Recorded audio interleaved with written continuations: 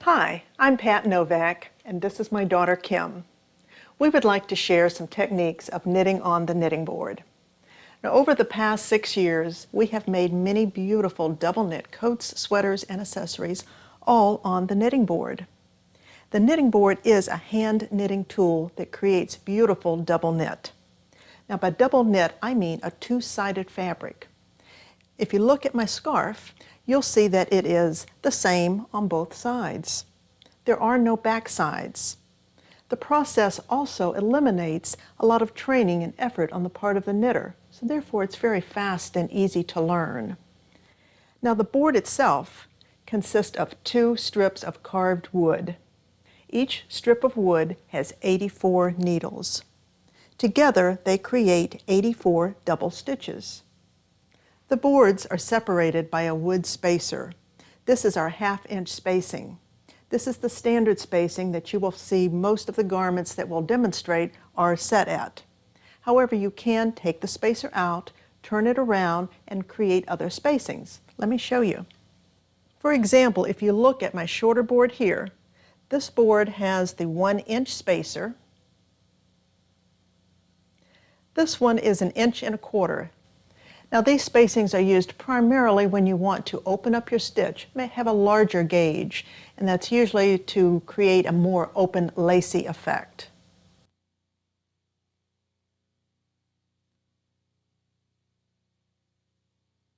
Now, the first stitch we're going to show you today is the stockinette stitch. The stockinette is your basic stitch. You'll want to learn this really well before you go on and try to learn your other stitches. It creates just a nice, smooth knitting. Nice and even. You'll see an example of it here in my knitted coat in the bulky wool. And then we have some scarves. You'll see that this is a stockinette stitch done with a different type of yarn, giving a nice texture effect to it. Also in this scarf, the stockinette stitch adding a multicolor design. Also in stockinette, and our checkerboard scarf. This is really a pretty design. Again, all in stockinette, just change of colors. For a unique look, you might want to open up your board with a larger setting and use the stockinette stitch to create this open weave shawl. Now, the stockinette stitch simply begins on your board after you've cast on your stitches by simply taking your yarn over the first needle, wrapped around the outside, coming down to the bottom row, the second needle. So I've skipped a stitch. And then I'm just going to continue that process back and forth, interlocking the 2 rows, going around the outside of the needles, every other needle. Again, it's the interlocking process back and forth across the needles that creates the double knit, 2-sided fabric. When I get to the end of the row, I simply wrap the yarn around the outside of the last needle. I'm going to turn my board around, and I'm going to complete my circular. That means I am going all the way back to the beginning point. So in doing this, I'm actually going to be continuing my every other wrap. That will pick up the needles that I missed on the first round.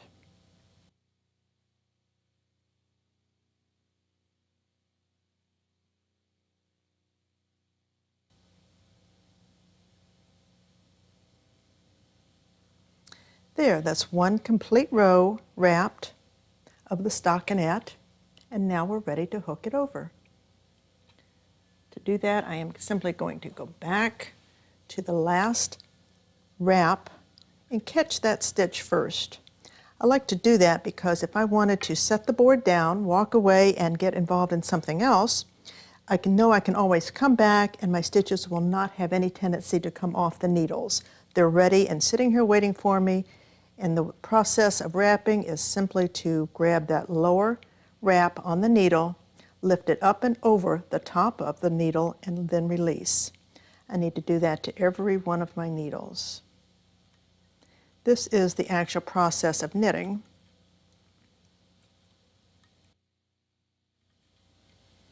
At any time you can kind of stop and secure your stitches down. I'll go around the whole board on both sides, and that will be a complete row of stockinette stitch. And to recap the stockinette stitch, you will take your yarn up to the first needle on the top row, bring it down to the second needle on the bottom row, back up to the third, skipping every other needle, back and forth to the end of your row, turn around, coming back, picking up the needles that were not covered so that all needles have that second wrap. Then you're ready to hook it over, and then you have one complete row of your beautiful stockinette stitch.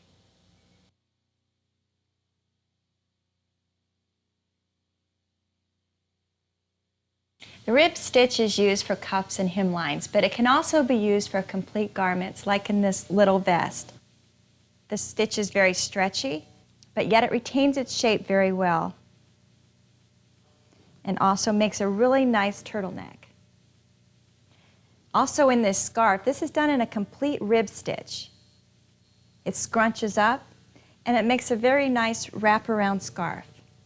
A very nice, fun stitch. To begin the rib stitch, it's very similar to the stockinette stitch. You take your yarn around the first stitch, but instead of going to the bottom second stitch, you go to the bottom third stitch. Then you bring your yarn up and continue weaving every other needle. And you'll notice your weave is kind of at a slight angle. And you go all the way across the board, every other needle.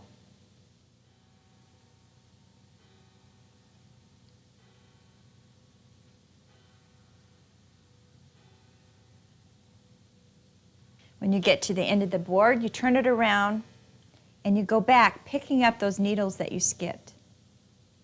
Then you'll notice you're weaving at a slight angle going in the opposite way. Then when you get to the end, you turn your board around again, and then you start your hooking process. You take your bottom stitch over your top stitch, bottom stitch over your top stitch, and you do that all the way across your board. Then you turn your board around and you do that on the other side. So in review of the rib stitch, you bring your yarn around the top stitch and down over the bottom third stitch, and then you knit over every other needle. Then you bring your yarn around and you pick up those stitches that you skipped.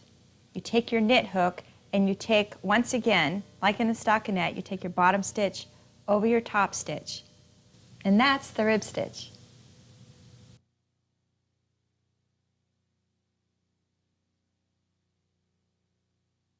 The open rib stitch is very similar to the regular rib, except that you have a chunkier, more open stitch, and on the other side you have a regular rib stitch.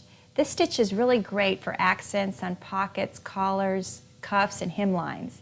For example, in this hooded coat, it makes a really nice hemline. Next to the smooth stockinette, it gives you a great change of texture. And on the cuff as well. It can be rolled up or down. Gives you a nice change. And for example, in this scarf, it's a really nice open rib on the bottom. And you turn it over and you have the rib stitch. So you have two different looks in this one scarf. And this hat here is done in a complete ribbing stitch, but when you roll up the band, you have the open rib. It's a very nice contrast. Okay, now let's begin the stitch. This open rib stitch is very similar to the rib stitch, except one major difference. On this bottom row here, you're going to take the first loop off and put it on the second needle. And take the third loop off and put it on the fourth needle. And you're going to take your fifth loop off and put it on your sixth needle. And you're going to do that all the way down the row until every other stitch is empty. And then you're ready to begin your weaving. You want to bring your yarn around your first stitch and down to your second stitch, and then up to your third stitch. And you go every other needle. This is kind of like a stockinette stitch at this point. But you're keeping that empty needle empty. You get to the end of the row, you turn your board around, you bring your yarn back up over that first stitch and then down to the needle that you skipped. And then back up and then down, going every other needle, making sure you're keeping that one needle empty on that top row. After you're weaving, you want to make sure you have the correct amount of stitches on each needle. On this side, you're going to have 2 stitches on every needle. And on the other side, you should have 4 stitches on every other needle. And now you're ready to begin your hooking process. Begin by taking the first 2 stitches and bring that over the top 2 stitches. Bottom 2, over your top 2. Bring your bottom 2 stitches over your top 2 and continue doing that down your row. And on the other side, you want to take your bottom stitch and bring that over your top stitch. And you'll do that all the way across the row.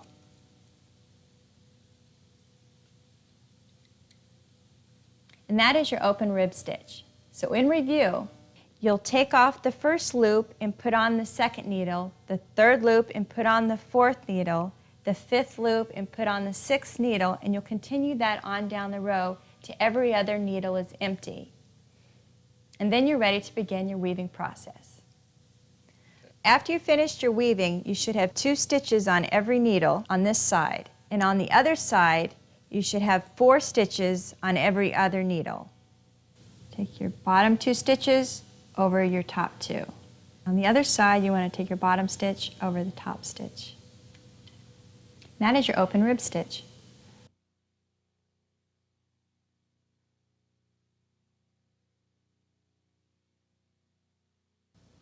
The next stitch we're going to talk about is the zigzag.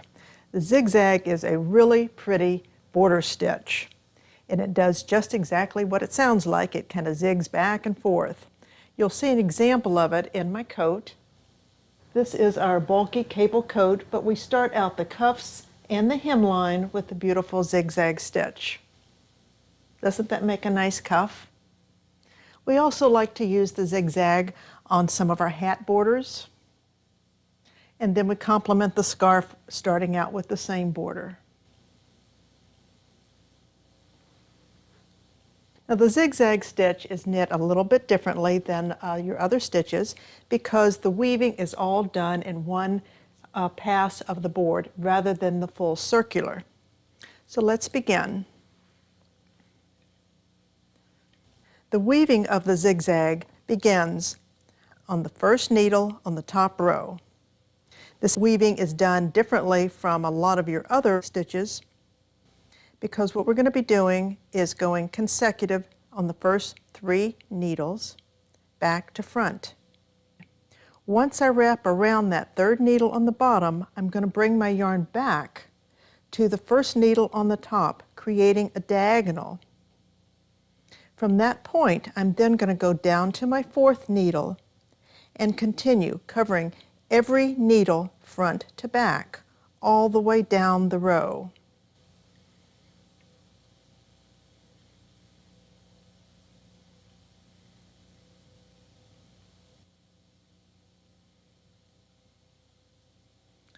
Now once we get to the end of your row, we're now down to the very last needle on one side, but we still have not covered the 3 needles of the other side. So I need to go over and cover that one, but now I need to just do the same thing that I started at the beginning, and that is to wrap my first 3 needles front to back. And that is the complete wrap for my zigzag. The thing that you'll notice is on each end you have some overlap. Because you have the diagonal weaves and the straight weaves, this side will have an overlap. This is our thick side. The other side that has just the straight weave is the thin side. Now this is important to note because it will determine how you do your hooking. On the other side also, you'll see the diagonal weave and the straight across weave. So the side that got both of them, This again is the thick side. The other side has the straight but not the diagonal. So this is what we refer to as the thin side. So that's important when you get ready to start your hooking, because you have to think about which is your thick side, which is your thin side, because you're going to hook them differently. All the other needles have 2 wraps, and that will be the standard hooking the bottom over the top. So let's begin. We said this is the thin side because it does not have that extra wrap of the diagonal. So because it's the thin side, I want to leave it thin. Now when I say leave it thin, I mean leave 1 loop on the needle. So what I need to do is to reach down and lift the 2 bottom stitches of this and then lift those up over the top.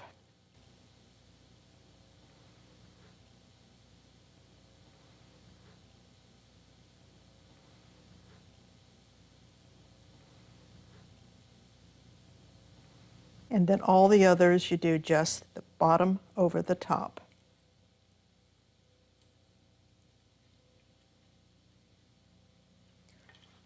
Okay, again we're down to the last 3 needles on this side. As you can see, I've got the straight weave. I've also got the diagonal weave. So therefore, this is my thick side. I want to leave it thick, which means I want to leave 2 of those 3 loops on there. So I'm going to lift the bottom loop up over the needle, leaving 2 loops on the needle. Again, lifting the bottom loop up over the needle, leaving 2 loops on the needle. And that was our thick side. I turn my board around, and I'm going to do the same thing to the other side. I'm going to look at my stitches and see that this is the thin side, does not have the diagonal on it, just the straight one. Therefore, it's the thin side. So to do that, again, I lift 2 bottom loops up over the top of the needle, leaving just 1 on the needle, leaving it thin. All of the rest of them is 1 over 1.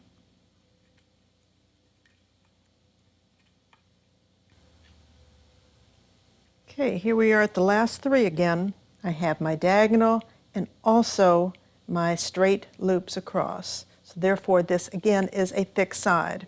Again, I want to pick up just the bottom loop, loop it over the top, and leave the 2 loops still on the needle, leaving it thick. There. So what is the rule of doing the zigzag stitch? On your weaving, remember, when it's thick, you want to leave it thick. When it's thin, leave it thin. Now that we've completed 1 row of zigzag stitch, we want to go ahead with the second row. You'll notice that our yarn is now coming from the top row rather than the lower one like on the last row.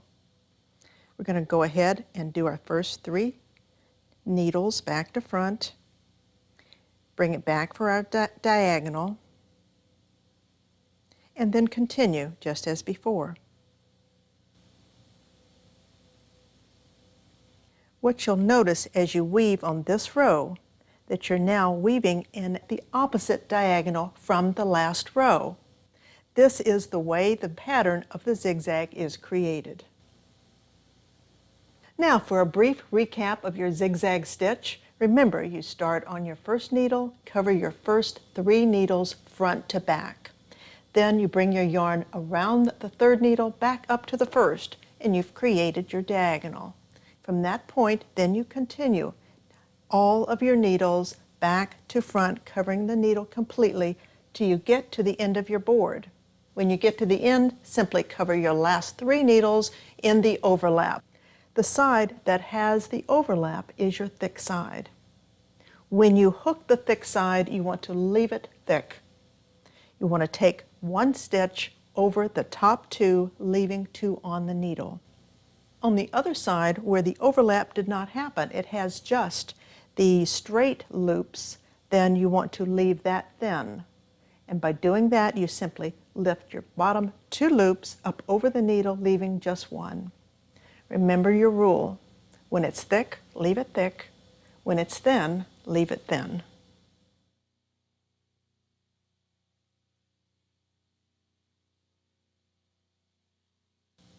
This is the crisscross stitch, also known as a popcorn, simply because it has a lot of really pretty texture to it. Now the weaving on this stitch is done in two different weave patterns, and we just keep alternating them. The first one starts out on the top row on the third needle, comes down to the second needle on the bottom row. That creates our diagonal. From that point, we just weave every other needle on down the board.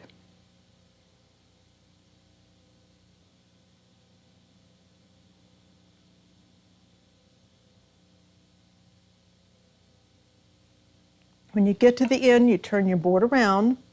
Now the first two loops going back are going to be right on the very next needle, but just go ahead and keep covering the needles that have not been covered previously, and then just continue down at your weaving every other needle. This way you'll have two loops on every needle. When you get done, this will be the first weave pattern of the crisscross stitch.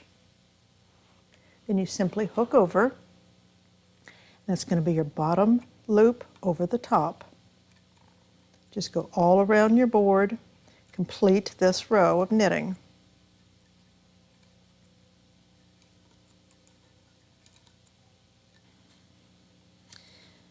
Now once you have completed that row of weaving and hooking, you have completed one complete row. Now the other weave pattern, second weave pattern of the crisscross, instead of going to the third, we go to the fourth needle. 1, 2, 3, 4 over, come down to not the second but the third. So 4 to the third, and then we simply weave every other needle again until you come to the end.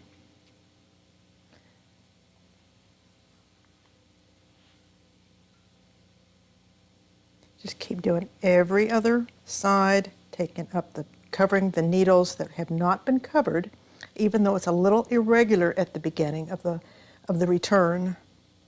And then just continue on back, covering those empty needles. And that was 2 together right at the end of that row. And then this is the second weave pattern to do your crisscross stitch. We simply will hook over again for another row of crisscross stitch. And then those are the two patterns that will keep alternating. Remember, the first one went to the third and then to the second, and then on the next row you did the fourth to the third. That's what creates the crisscross stitch.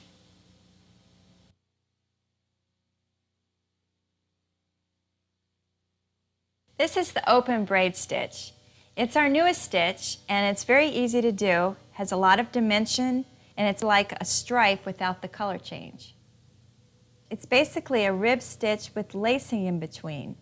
Isn't this really pretty? Wouldn't this make a great baby blanket? Okay, to begin this stitch, you bring the yarn up over the first needle and down to the fourth needle, and then up to every other needle. You're weaving here in an extreme angle.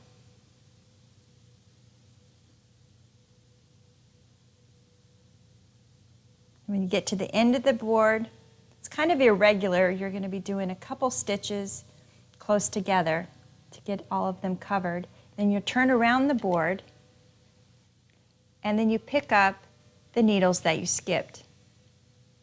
Then you're weaving in an extreme angle going the other direction.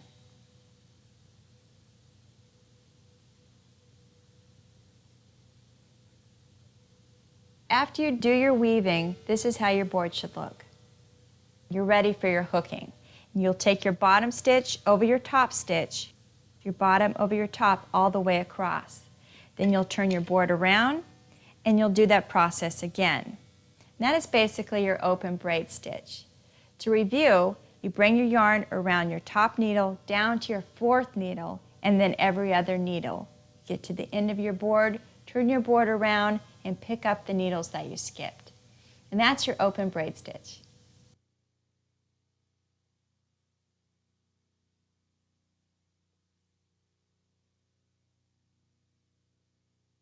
Okay, the next stitch that we're going to talk about is cabling. And what I'm going to do is blend it with the rib stitch. And that's what I've been working on my board. This is a piece done in the rib stitch. So how I'm going to do cabling is going to be combining it just like in my scarf. The cable is actually going to be created by twisting my different ribs. As you can see on our scarf, we have one strip of the cable that's created by just kind of snaking the ribs, and then we've combined it with some stockinette. You'll see this more clearly on the back side of the scarf because we're cabling on just one side of the board. This side will be our ribs and then our smooth stockinette, and again the ribs. So on this again, the cable is actually created by taking 1, 2, 3, 4, 5, 6, 7, 8, 8 stitches. Each 2 is a rib. So we're actually going to be knitting this part in a rib stitch, and that's what you saw earlier, how to do a rib stitch. But we're just going to stop in the process of doing the ribbing and then take our stitches off. Simply by twisting them in different directions, we're going to create this beautiful snaking and the cabling effect. So let's just do it on our piece here. Now to make it much easier for us, we're going to just mark the 8 stitches that we're going to use, and I'm simply going to put a piece of tape on my board because I want to make sure that I pick up the ribs when I do the cabling. So I'm going to come over an even amount of needles, and let's say we're going to pick up these 8 stitches right here. So I want to work with this rib, this one, and this one. That's what's going to create that snaking of the rib. So let's just go ahead and start, and we're going to do that by picking up the first 2. We're going to lift up our second rib, the next 2 stitches, and that's what we have. We have the first and second rib here. What we want to do is just snake one in front of the other, and that just means twist them. So I'm going to take on the right side, I'm going to take those over first. So those are going to be crossed in front of the first 2. So those just go back onto these needles. And there's our first twist. There's first 2 ribs are twisted together. So we're going to pick up the next rib, next 2, pick up the next 2, which is the next rib, and the same direction we want to twist the right side in front of the left. I'm going to jump off sometime, but here goes this one and then this one. When we do this, we now have 2 ribs twisted and 2 ribs twisted. And that is our first turn of the cable. So let's just look at how that actually came out on our design on the scarf. As you can see, we have our first 2 stitches create this rib. Here's 2 stitches on this rib, 2 on this one, and 2 on this one. Now the twist that we just accomplished happened right here. What that actually did, when we twisted those stitches, we actually snaked that rib in front of the other one. Now what we want to do is knit 2 regular rows right over that cable, and now we want to concentrate on the twist that's in the middle. That's going to be accomplished simply by twisting the opposite way with the 4 stitches in the center or the 2 center ribs. So let's knit those 2 regular rows, and then we'll be ready for that center twist.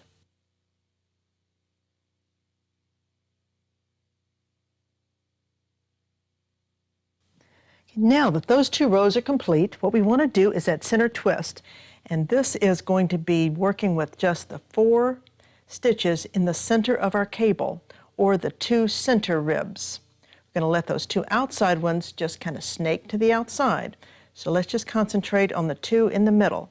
So what we want to do is just pick up 1, 2, and then the other 2. And here are our 4 center stitches. Now if you recall, on the first twist, what we did was take that right side over first. On this one, we want to do it just the opposite and take over our first 2 over to the opposite spot, and then bring over the ones from the right. So this is just the opposite direction of what we were doing on the first twist. And that's really the whole thing that we do in the center. Now we're ready to do 2 regular rows again. Okay, so in review, let's talk about what we actually did to create the cable in the scarf. Remember that what you're working with are ribbing. So you have the ribbing stitch. Now in this particular scarf, we've also combined it with some stockinette. But let's just look at what we've just completed in our cable design. Remember, we started with 8 stitches. 2 created each one of our ribs. So the first 4 stitches, or the first 2 ribs, actually were twisted together, and then the second 2 ribs, or the last 4 of these 8 stitches, were twisted together. We twisted these in the same direction, so that snake went in the same direction. We then knitted 2 complete regular rows. That just takes us up to the point where we're ready to twist again. By not doing anything with our outside rib, or these outside 2 stitches on each side, we allowed them just to continue on around in this real pretty swirl, and twisted just the first or the middle 4 stitches, or the middle 2 ribs. And we twisted that in the opposite direction, which created our rib to snake over this way. We then knit 2 regular rows again, and then when we got up to here, we repeated the whole thing all over again by simply twisting the second 2 together and the first 2 together. We repeated that right here and just kept repeating the middle twist and the original twist all the way up, creating the nice snaking of this cable all the way up the scarf. And that's what gives you that nice cable design.